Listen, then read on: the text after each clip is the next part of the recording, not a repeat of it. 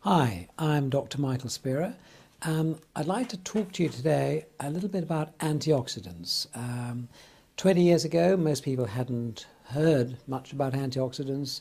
These days, I think there's hardly anyone who hasn't heard about them. So I've been particularly interested in antioxidants, and I'm always interested in new products that come along. So today I'm going to look at one of those.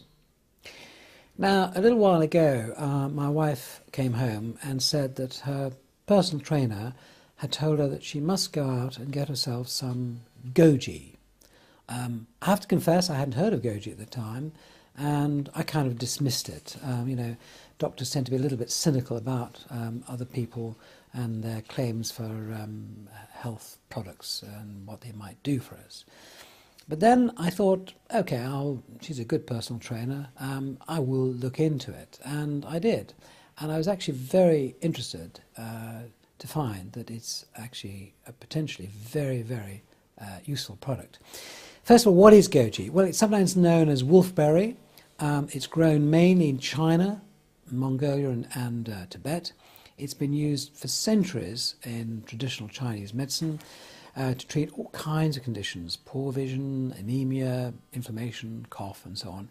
But recently it's become very popular, particularly in the United States, because of its antioxidant properties.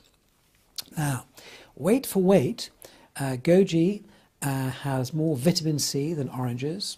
It has more beta-carotene than carrots, and beta-carotene is a very important antioxidant to help to fight heart disease and to defend against cancer and protect the skin from sun damage.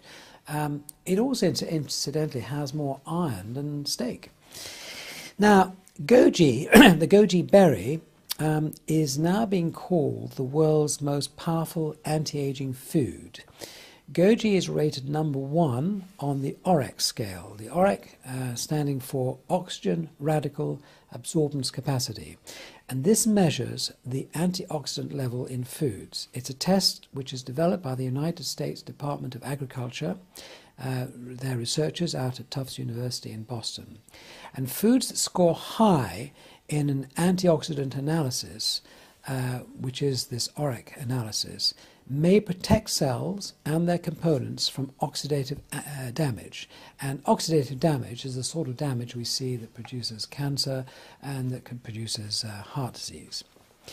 So that I found, the first thing I found was particularly interesting. But I want to know, what is the actual research for Goji that it might actually be of benefit to us? So the first research I found was something that was published by researchers in Phoenix, Arizona in 2008. They did a 14-day double-blind clinical trial on 34 subjects. And they measured them for energy level, for athletic performance, quality of sleep, ease of awakening, ability to focus on activities, mental acuity, calmness, feelings of health, contentment, happiness, all these sort of things. And what they found was that the daily consumption of Goji for 14 days increases the subjective feelings of general well-being and improves neurological and psychological performance and also gastrointestinal functions.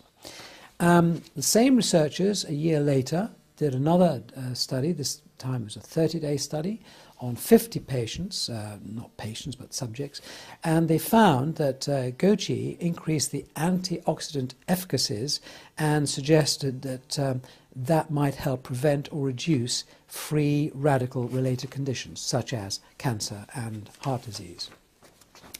And one more piece of research which I want to share with you, which came from the University of Ningbo in China, and they investigated the effects of Goji on human colon cancer cells. And they found that, in fact, their results showed that Goji was definitely a candidate for anti-cancer therapy. The research that I've looked at certainly indicate very strongly that Goji has very powerful antioxidant properties which could be helpful in terms of heart disease and possibly cancer, but also our general well-being. and that's very important. If you'd like more information about this, please do click on the website. But for now, I will say thank you very much for watching.